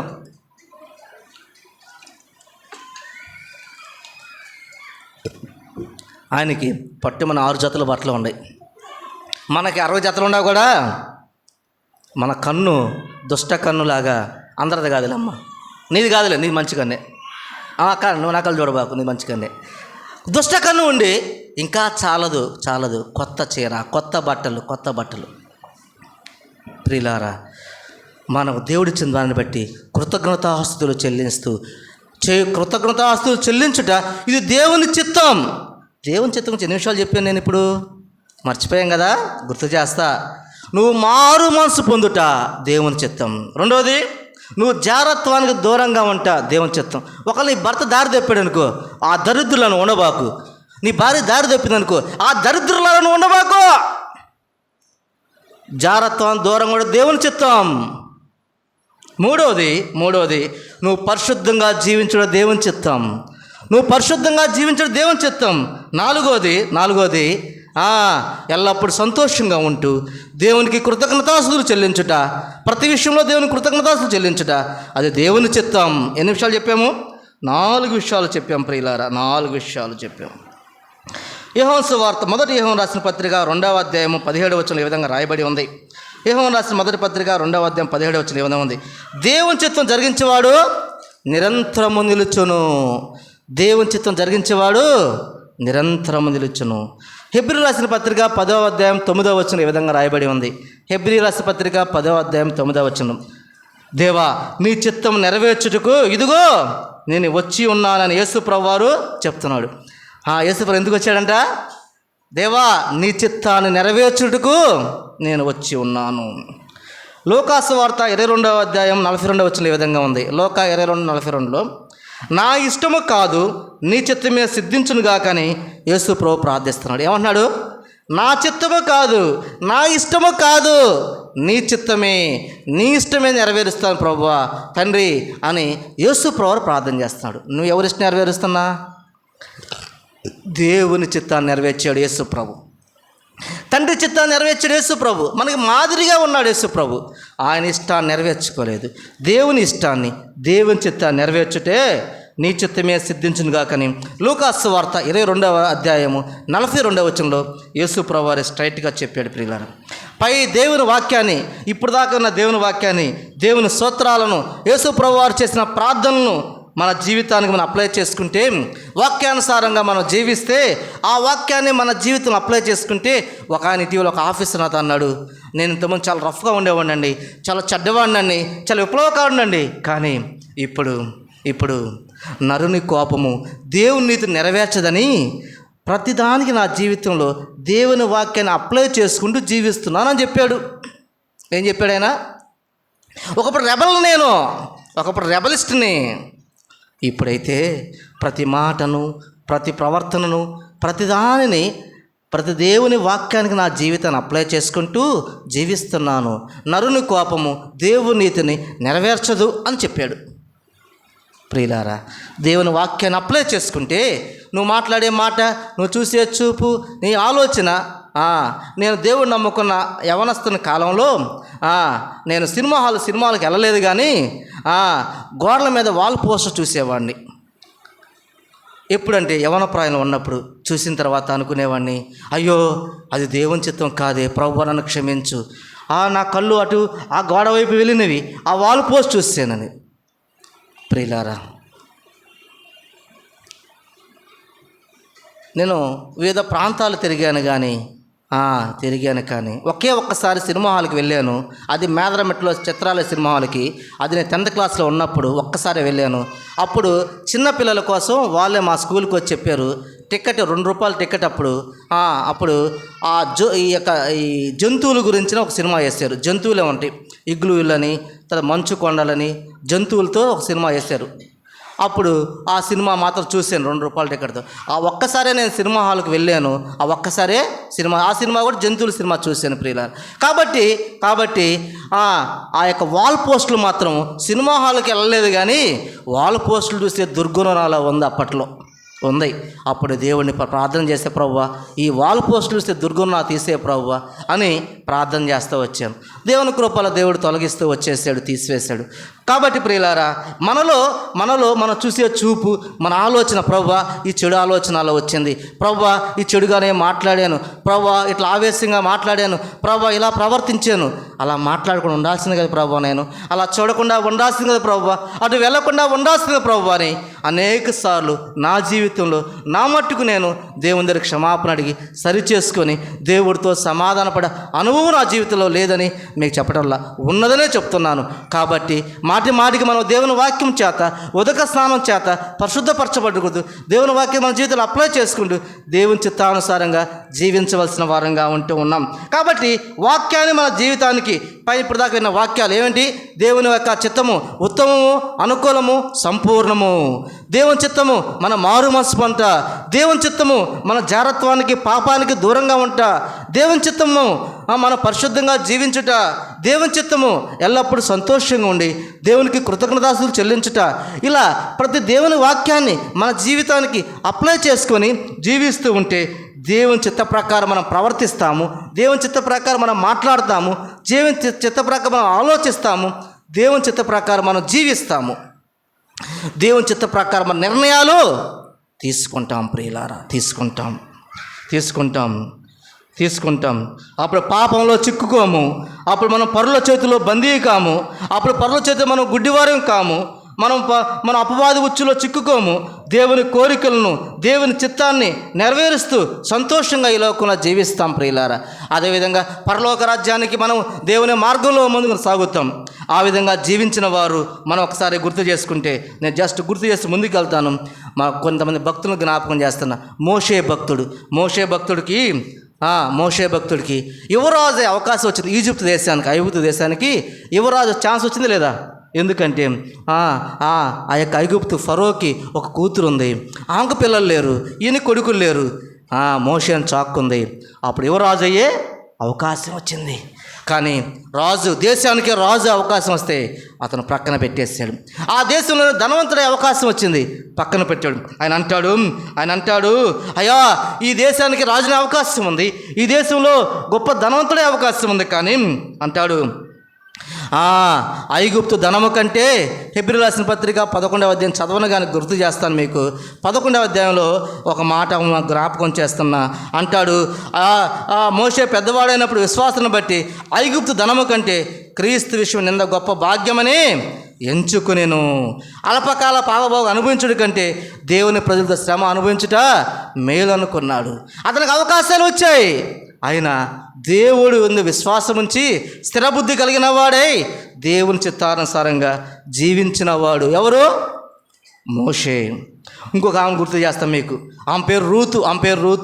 ఆమె నిజదేవుడు తెలియదు కానీ ఒకప్పుడు తర్వాత తెలుసుకున్న తర్వాత వాళ్ళ అత్తతో అంటుంది, అత్త నీ దేవుడే నా దేవుడు అత్త అంట. వెళ్ళిపో, నువ్వు వద్దులే, నాతో రాబాకి వెళ్ళిపో. లేదు నీ దేవుడు నా దేవుడు, నేను చచ్చిపోయినా కూడా దేవుళ్ళు చచ్చిపోతా, నన్ను పాతి పెట్టినా కూడా అక్కడే పాతి పెట్టండి. ఏమంటుంది? ఎంత నిర్ణయించుకుంది అంటుంది. ప్రియులారా, ఆమె అంటుంది, నీ దేవుడే నా దేవుడు నిజమైన దేవుడిని తెలుసుకుంది. ఆమె అంటుంది, రూతు అంటుంది, ఓ ప్రియులారా, నీ దేవుడే నా దేవుడు, చచ్చిపోయినా నా దేవుడు చచ్చిపోతాం, నన్ను సమాధి చేసినా ఆ దేవుని దైవికంగానే చేయండి. ఒక నిర్ణయం తీసుకుంది. మరణం తప్ప ఏది నన్ను వేరు చేయొద్దు ఆ నిర్ణయం తీసుకుంటే ఆమె నయ్యమంటుంది. రూతు ఆమె మనస్సును కుదుటపరుచుకుంది అన్నది. ఆ మాట ఉండేది అక్కడ మొదటి అధ్యాయంలో, రూతు గ్రంథంలో. మనస్సును కుదుటపరుచుకుంది. నీ మనసు కుదుటపరుచుకున్నావా? మోషే తనను స్థిరపరచుకున్నాడు. నీ హృదయాన్ని స్థిరపరచుకున్నావా? చంచలమైన హృదయం ఉందేమో, నీ మనసు కకావికాలంగా ఉందేమో, అటు ఇటు గందరగోళంగా ఉందేమో. రూతుని జ్ఞాపకం చేసుకో. రూతు పేదరాలు, మోయాబురాలు, మోడుబారిన జీవితం, భర్త లేడు, బిడ్డలు లేరు, ఎవరూ లేరు, ఆస్తి లేదు, చేతిలో చిల్లి గవ్వ లేదు అంటుంది. నీ దేవుడే నా దేవుడు అంటుంది. నీ రూతు కన్నా నీ జీవితం ఘోరంగా ఉందా? రూతు కన్నా ఇబ్బందిగా నీ జీవితం ఉందా? రూతు కన్నా ఇబ్బంది నా జీవితం ఉందా? అయినా రూతు అంటుంది, నీ దేవుడే నా దేవుడు, నిజ దేవుడే నా దేవుడు, సచ్చినా కూడా దేవుళ్ళో చస్తాను, నా మట్టుకైతే బ్రతుకుతే క్రీస్తు, చావైతే లాభం అంటున్నాడు ఒక భక్తుడు. ఆ నిర్ణయం నాలో ఉందా? ఆ నిర్ణయం నీలో ఉందా? ప్రియులారా, దేవుని చిత్తం నెరవేర్చింది. అక్క ఆమె దేవుని చిత్తం నెరవేర్చింది. ఆమె సత్ప్రవర్తన కలిగి ఉంది, ఆమె పరిశుద్ధంగా ఉంది, ఆమె జాగ్రత్త దూరంగా ఉంది, ఆ మారు మనసు పొందింది, ఎల్లప్పుడు సంతోషంగా ఉంది. ఆమె తినుకొని పేలాలు మిగిలించుకొని ఇంటికి తీసుకొచ్చి వాళ్ళ అత్తకిచ్చి సంతోషించింది. నాకే చాలా నీకాడ ఇవ్వాలి అందా? నువ్వైతే అనేదానివి, నేనైతే అనేవాడినేమో. దేవుని చిత్తాన్ని నెరవేర్చడానికి డబ్బులు ఖర్చు లేదు, నువ్వు మారు మనసు పొందడానికి డబ్బులు ఖర్చు లేదు, దేవుని చిత్తాన్ని నెరవేర్చి పరిశుద్ధంగా ఉండడానికి ఖర్చు లేదు. ఖర్చు లేని దేవుడు. మూడో వ్యక్తి నేను రూతు పేదరాలైనా, మోయాబురాలైనా, మోడుబోతు జీవితమైనా, ఎవరు లేరు, భర్త లేడు, బిడ్డలు లేకపోయినా సత్ప్రవర్తన కలిగి నిజదేవుడిని కలిగి జీవిస్తూ ప్రార్థిస్తూ మారు మనసు కలిగి పరిశుద్ధంగా మంచి సత్ప్రవర్తన కలిగి జీవిస్తుందని ఆ దేశంలో గొప్ప ధనవంతుడైన బోయోజు అనే భక్తిపరుడు సాక్ష్యం చెప్పాడు. యేసు ప్రభు వారి వంశావళిలో చేర్చబడిన ఆమె పేరు. మత్తయి సువార్త 1వ అధ్యాయంలో యేసు ప్రభు రాజుల వంశంలో చేర్చబడిన ఆమె పేరు, ఆ దేవుని యొక్క వంశంలో చేర్చబడిన ఆమె పేరు. ఎవరామె? పేదరాలు. ఆమెకన్నా పేదరాలు నువ్వు? ఆమెకన్నా మూడుబారు జీవితమా? ఆమెకన్నా కష్టాలు ఉన్నాయి నీకు? కాని దేశంలో ఉంది, కానీ సత్ప్రవర్తన కలిగి పరిశుద్ధంగా దేవుని నమ్ముకొని జీవించింది. చివరిగా ఒక వ్యక్తిని గుర్తు చేస్తా. ఆయన పేరు లాజరు. ఆయన ఎలాంటి వాడు తెలుసా నీకు? దరిద్రుడు. ఎవరైనా దరిద్రుడు. ఆయనకి భార్య లేదు, ఆయనకి తల్లిదండ్రులు లేరు, ఆయనకి బిడ్డలు లేరు, ఆయనకి ఇల్లు లేదు. ఆయన ఒళ్ళంతా కురుపులతో ఉంది. ఎవరో పారేసి అన్నం తినటానికి ఆయన ఉన్నాడు. ఆయన నిజదేవుని ఎరిగి ఉన్నాడు, విశ్వాసంలో ఉన్నాడు. ఈ శరీరం శాశ్వతం కాదని తెలుసు, ఈ లోకం శాశ్వతం కాదని తెలుసు. ఆయన మారు మనసు పొందాడు, ఆయన పరిశుద్ధంగా జీవించాడు, ఆయన జాగ్రత్తగా దూరంగా ఉన్నాడు. ఆయన ఎల్లప్పుడూ సంతోషంగా ఉన్నాడు.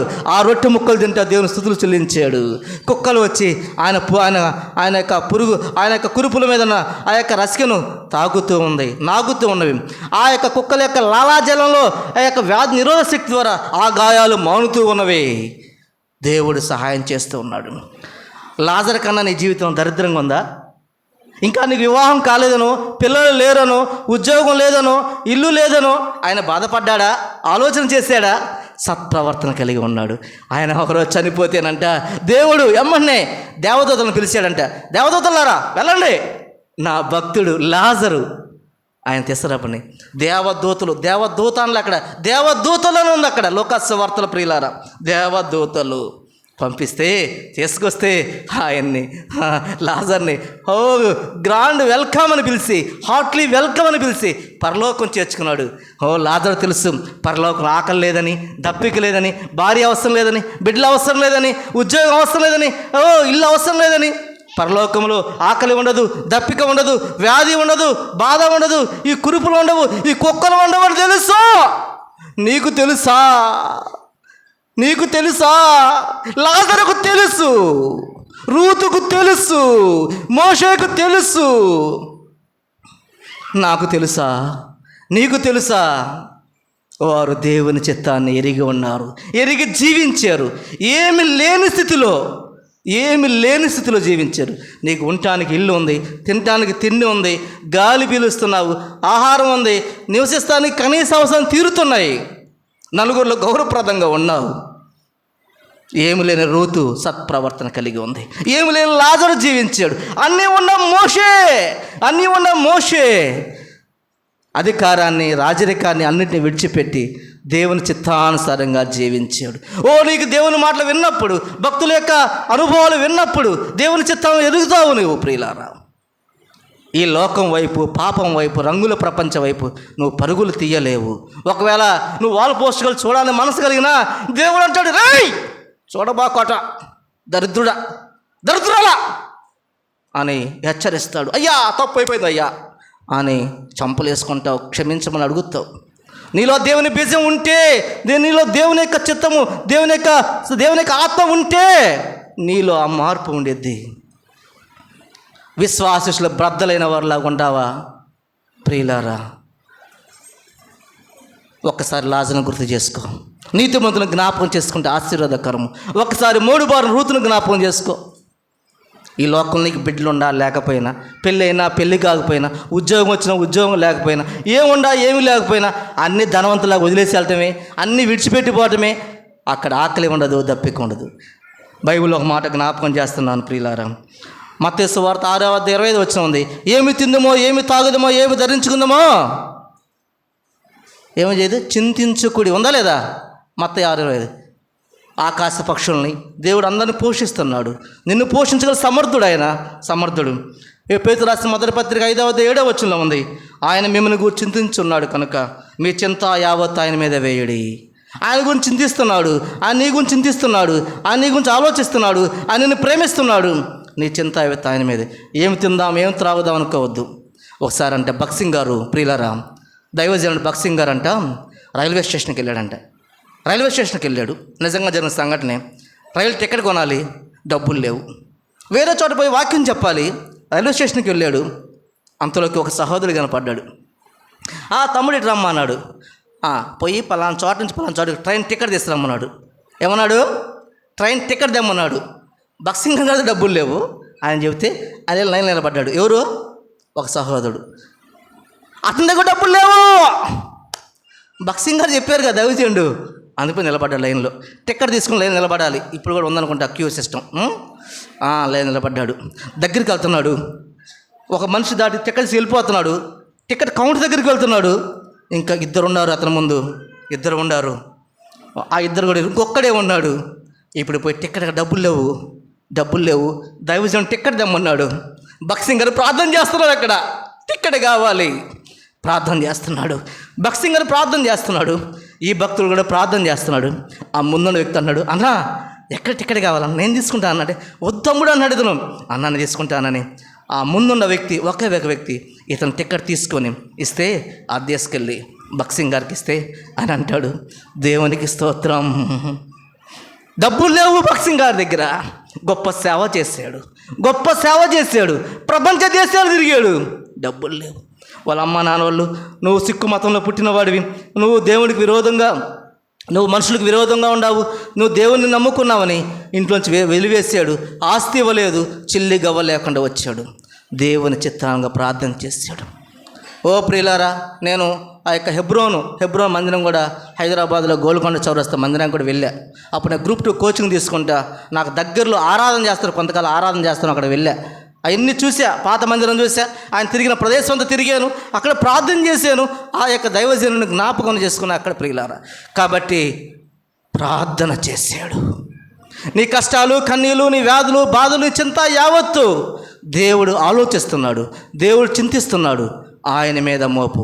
మన భక్తి పరులు బక్సింగాన్ని జ్ఞాపకం చేసుకో. అనేక మంది దైవజనులు మోకాళ్ళ గురించి ప్రార్థన చేస్తారు. మన యొక్క స్థానికంగా దైవజనులు ఎప్పుడు చూసినా ఆ నొలక మంచం దగ్గర, ఆ మంచం కాడ మోకాళ్ళతో ప్రార్థన. ఆయనకి 50 ఏళ్ళు, 60 ఏళ్ళు, 70 ఏళ్ళు వచ్చినాయి. మోకాళ్ళ మనందరం కల్లారా చూసాం. ప్రార్థిస్తూ ఉండేవాడు.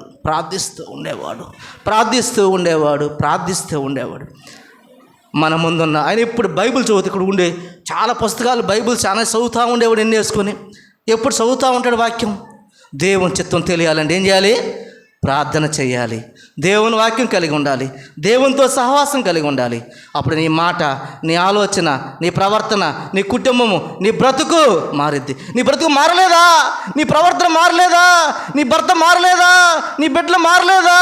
నువ్వే మారలేదా? నువ్వు దేవుని చిత్తంలో లేవు. దేవుని చిత్తానుసారంగా ప్రవర్తించట్లేదు. ఒక మాట చదివి నేను ప్రార్థన చేస్తాను. తీతుకు రాసిన పత్రిక చివరి మాట. తీతు రాసిన పత్రిక 2వ అధ్యాయము 13వ వచనం. నీ జీవితంలో మేలులు కలగలేదంటే, నా జీవితంలో మేలులు కలగలేదంటే నీవు నేను దేవుడికి ఇష్టలుగా లేవేమో, దేవుని చిత్తానుసారంగా లేమేమో. ఈ మధ్యాహ్నం వేళ దేవుడు నిన్ను దేవుని వాకి సంధిస్తున్నాడు. నీతో నాతో దేవుడు మాట్లాడుతున్నాడు. తీతు రాసిన పత్రిక 2వ అధ్యాయము 14వ వచనం. ఆయన సమస్తమైన దుర్నీతి నుండి మనల్ని విమోచించాడు.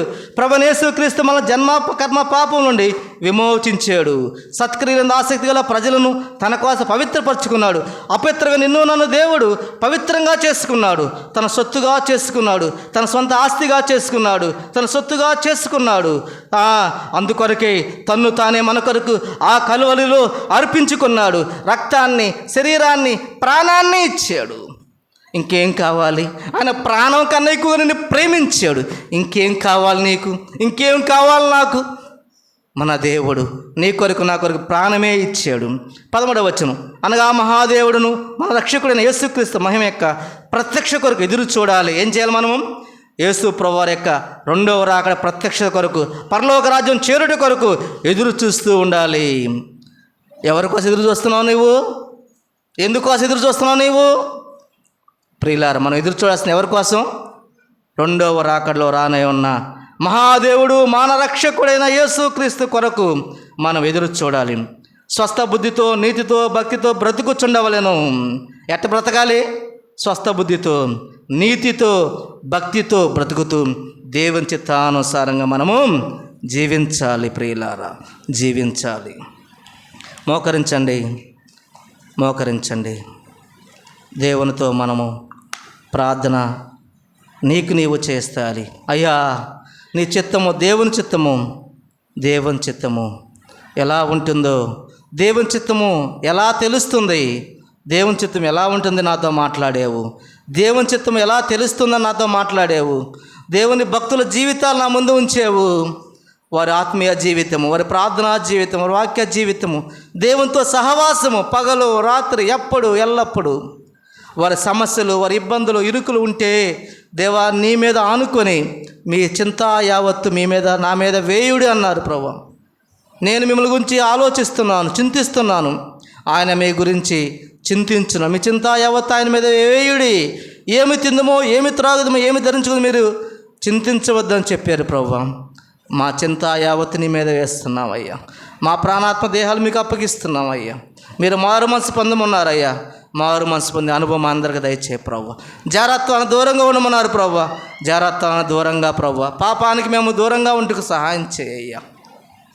పరిశుద్ధంగా ఉండమన్నారు ప్రభు. పరిశుద్ధంగా ఉండుకు సహాయం చేయ ప్రభు. మా మాటలు, మా ఆలోచనలు, మా తలంపులు, మా నడక, మా పడక, మా ప్రవర్తన ప్రభు, ప్రత్యక్షంగా పరోక్షంగా అయ్యా, ఒంటరిగా ఉన్నప్పుడు, నలుగురిలో ఉన్నప్పుడు, అందరిలో ఉన్నప్పుడు పరిశుద్ధంగా జీవించే అనుభవాన్ని మాకు దయచే ప్రభు. అయ్యా ప్రభు, ఎల్లప్పుడూ దేవునిలో సంతోషంగా ఉంటూ, ఎల్లప్పుడూ దేవునికి కృతజ్ఞతాస్తులు చెల్లించుటూ, అయ్యా దేవుని చిత్తానుసారం ప్రవర్తించమని నేర్పించు ప్రభు. నా ఇష్టం కాదు తండ్రి, నీ చిత్తం నెరవేర్చుటకు నేను వచ్చి ఉన్నానని, నీ చిత్తాన్ని నెరవేర్స్తాను యేసు ప్రభు వారు చెప్పినట్లుగా దేవా యేసయ్యా నీ చిత్తాన్ని నెరవేర్చేవారుగా, నీ ఇష్టానుసారంగా మేము జీవించి సహాయం దయచే ప్రభు. అయ్యా మానవ చిత్తాన్ని మాకు తీసివే ప్రభు. అయ్యా అన్యుల చిత్తాన్ని మాలో తీసివే ప్రభు. అయ్యా సాతాను చిత్తాన్ని మాలో తీసివే ప్రభు. ఈ లోకం కొరకు, ఈ పాపం కొరకు పరుగులు పొందే జీవితం మాకు తీసివే ప్రభు. పరిశుద్ధంగా పవిత్రంగా జీవించుటకు, చిత్తానుసారంగా జీవించుటకు, మా జీవితాన్ని చూసి అనేకులు ప్రభువులోకి రాగలుగుటకు, దేవనామను మహిమ పొందగలుగుటకు నీ సహాయం దయచేయమని ప్రార్థిస్తున్నాం ప్రభు. అయ్యా అన్ని ఉన్న మోషే నీ చిత్తానుసారంగా జీవించాడు. ఏమి లేని రూతు నీ చిత్తానుసారంగా జీవించింది ప్రభు. అయ్యా దరిద్రుడిగా ఉండే లాజరు నీ చిత్తానుసారంగా జీవించాడు. అయ్యా నేను నీ చిత్తానుసారంగా జీవించడం నేర్పించు ప్రభు. సహాయం చేయ ప్రభు. అయ్యా ప్రభు, ఇక్కడ బిడ్డలందరూ చిత్తానుసారంగా జీవించడానికి సహాయం తెచ్చే ప్రభు అని ప్రార్థన చేద్దాం, ప్రార్థన చేద్దాం, ప్రార్థన చేద్దాం. నీ జీవితం మార్పుకి ఈరోజే మొదటి రోజు అయి ఉండాలి. నీ జీవితం మార్పుకి ఇదే నాంది అయి ఉండాలి. నీ జీవిత నాందికి ఈ ప్రసంగమే, ఈ వాక్యమే నీ జీవితానికి పునాది రాయి ఉండాలి. ఎరిగి చెడిపోయామేమో సరి చేసుకుందాం. దేవునికి విరోధంగా ఉన్నామేమో సరి చేసుకుందాం. నువ్వు సరిగా ఉంటే నీ భర్త సరిగా ఉంటాడు. నువ్వు సరిగా ఉంటే నీ భర్త, నీ భార్య సరిగా ఉండిద్ది. నువ్వు సరిగా ఉండి నీ బిడ్డలు సరిగా ఉంటారు. నీ సరిగా ఉండి సంఘం సరిగా ఉండిద్ది. నువ్వే సక్రంగా లేకపోతే అందరూ అక్రమంగానే ఉంటారు. నీ జీవితం ఇలా అవటానికి కారణం, నా జీవితం ఇలా అవడానికి కారణం నేనే, నువ్వే కారణం. నీ ప్రవర్తనే, నా ప్రవర్తనే కారణం. సరి చేసుకుందాం, హృదయాలు కుమ్మరిద్దాం, ప్రభుని అడుగుదాం, బ్రతుకు మార్చుకుందాం. ప్రేమగల దేవా, దయగల తండ్రి, పరిశుద్ధుడు మీకు వందనాలు చెల్లిస్తున్నాం. మధ్యాహ్న కాలసం నీ పాదముల దగ్గర సాగిలపడి అడుగుచున్నాం ప్రభు. మా హృదయాలను కుమ్మరిస్తున్నాం ప్రభు. మా బ్రతుకులను బాగు చేయి ప్రభు. లాజర్ లాంటి మనసు మాకు దయచే ప్రభు. రూతు లాంటి మనసు మాకు దయచే ప్రభు. మోషే లాంటి మనసు మాకు దయచే ప్రభు. యేసేపు లాంటి మనసు మాకు దయచే ప్రభు. భక్తుల జీవితాన్ని మనసును సహాయం తెచ్చే ప్రభు. యేసుక్రీస్తు వారి యొక్క జీవించిన జీవితం మాకు దయచే ప్రభు. తండ్రి, నా ఇష్టము కాదు, నీ ఇష్టమే, నీ చిత్తమే సిద్ధించునుగాక. నీ ఇష్టమే నా జీవితంలో జరగాలని ఆనాడు యేసు ప్రభు అడిగినట్లుగా ఈనాడు మేము అడుగుతున్నాం ప్రభు. మా జీవితంలో నీ చిత్తం నెరవేరాలయ్యా, నీ ఇష్టం నెరవేరాలయ్యా. మా కోరికలు వద్దు, మా ఆశలు వద్దు, మా ఆలోచనలు వద్దు. అవన్నీ మురికికి అయ్యా, ఎన్ని మురికి గుడ్లు ప్రభు, అవన్నీ దుర్వాసన గలవి, అవన్నీ దుర్నీతివి, అవన్నీ దూరపరచు ప్రభు. నీ చిత్తానుసారంగా, నీ ఇష్టానుసారంగా మాట్లాడుటకు, ప్రవర్తించుటకు, ప్రార్థించుటకు, నీతో సహవాసం కలిగి ఉంటుకు, నీ వాక్యం చదువుటకు నాకు నేర్పించయ్యా. దేవాని చిత్తానుసారంగా ప్రవర్తించడం నాకు నేర్పుము ప్రభువా. నేర్పుము ప్రభు, మా అందరికీ నేర్పుము ప్రభు. నీ చిత్తానుసారం జీవించుట నాకు సంతోషం ప్రభు, నా కుటుంబానికి సంతోషం ప్రభు, నా సంఘానికి సంతోషం ప్రభు, నా గ్రామానికి సంతోషం ప్రభు, నా దేశానికి సంతోషం ప్రభు, నీ నామానికి మహిమ ప్రభు. అలాంటి అనుభవాన్ని మా జీవితంలో అనుగ్రహించమని, అయా విత్తబడిన వాక్యాన్ని నిరంతరంగా ఫలింపు చేయమని, మా హృదయంలో భద్రం చేసుకొని జీవించుటకు అయా పరిశుద్ధులైన దేవాదిదేవ యేసు ప్రభువుని జ్ఞాపకం చేసుకుంటూ మీరు చెప్పినట్టుగా భక్తితో నీతితో ప్రభువా మేము అయా నాయన ఈ లోకంలో జీవిస్తూ ప్రభువా మహాదేవుడు రక్షకుడైన యేసు ప్రభువు యొక్క మహిమ కొరకు, ప్రత్యక్షత కొరకు ఎదురు చూసి పరలోకము చేరే అనుభవాన్ని మా జీవితం అనుగ్రహించమని మా ప్రభు మా రక్షకుడు యేసుక్రీస్తు ప్రభువు యొక్క పరిశుద్ధ నామములో స్తుతించి ప్రార్థిస్తున్నాం తండ్రి. Amen, amen.